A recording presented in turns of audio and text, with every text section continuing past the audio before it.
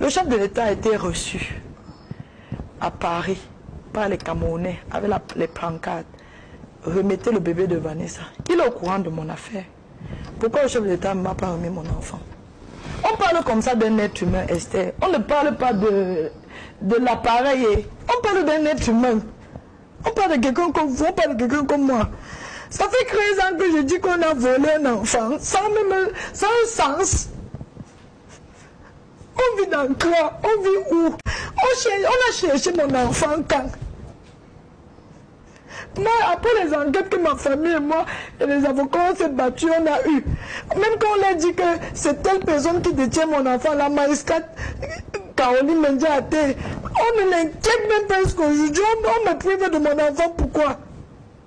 Tout ce que parfois qu'on me comprend, c'est qu'il peut salir mon nom que j'ai vendu.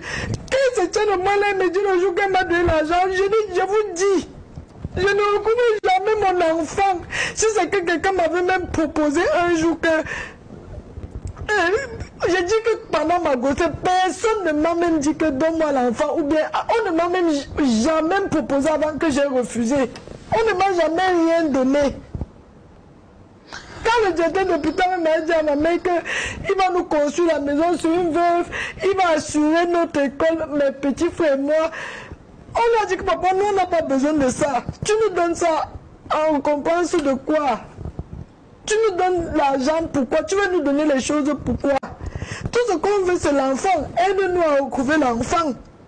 Nous nous sommes battus jusqu'à ce que certains Camerounais entre le professeur Chandatome, Sostin Fouda, le docteur Sostin Fouda, les Vancéros, quand ils sont entrés dans la guerre, ça c'est quoi? Maintenant, on nous a donné les informations de qui détenait. Voici la plainte. Comme les Camerounais sont ce qu'ils sont, chaque fois, on me demande même si je n'ai pas porté plainte. Voici une plainte bien graissée. Mais que Mélie avait porté plainte, c'est 11 personnes. Ici, vous voyez, Dame Caroline Mendia Dikou Matin, c'est celle qui détient mon enfant, c'est la magistrate. Le deuxième, c'est Ndonsama Anderson, l'ancien directeur de l'hôpital. Le troisième, c'est Dr Béatrice, Demba Béatrice, que je vous dis là, l'infirmière. Elle était en service à néonat. Le quatrième, c'est Dr Tenke Serge. Le troisième, c'est Pierre Nietzsche. Le cinquième, c'est Pierre Nietzsche, le responsable du centre d'accueil d'enfants. Parce que justement ici, après, on peut te payer à Katei Bakambok, au commandant de l'élément de la brigade de Nkolme 5, à l'hôpital gynéco-obstétrique et à l'État du Cameroun et à tous les co-auteurs. C'est toute une raison. Ils ont pris mon enfant. Alors, Vanessa, ça ce sont vos propos, c'est ce que vous dites. Sur la base de quoi vous accusez les personnes, la dame surtout, vous dites que votre enfant est chez telle dame. Parce que c'est elle qui détient cet enfant. Comment savez-vous que c'est elle? C'est sa collègue magistrat qui avait appelé ma mère sur un numéro inconnu. Elle a dit que permettez-moi de vous appeler avec un numéro masqué, mais je vais vous aider. Prenez un stylo, ça c'était le 4 décembre 2011. Elle appelle ma mère. Elle dit que ton enfant se recouvre entre les mains d'une de telle femme.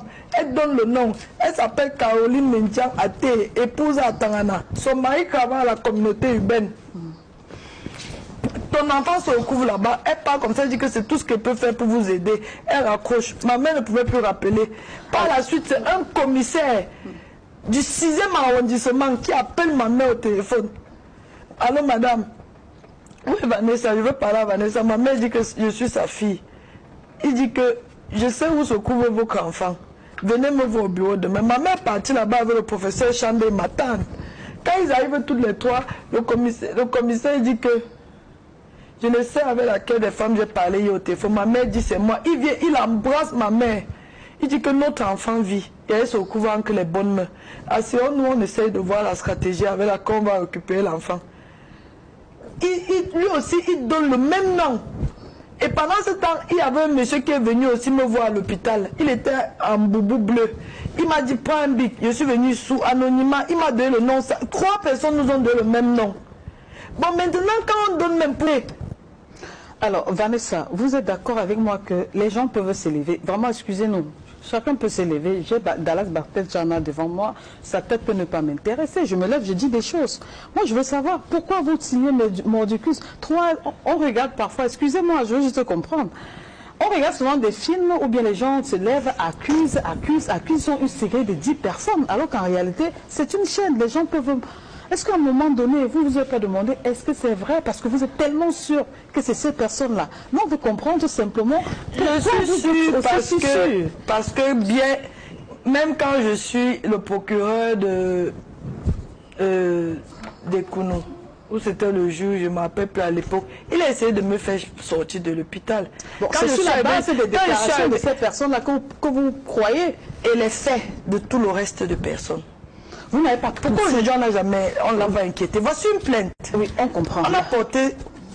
Maître Méli avait porté plainte à monsieur le président de la Cour suprême du Cameroun. J'ai déjà compris. Mais peut-être qu'on a regardé, on a fouillé. On avait lancé de cette plainte. Il n'y a rien de concret. Qu'est-ce qu'on dit? Quand on dépose une plainte, elle doit avoir une issue. Donc ils restent dans leur bureau et puis battent ça comme ça. Donc même l'État de Cameroun ou alors l'hôpital gynéco n'a pas de compte à me rendre.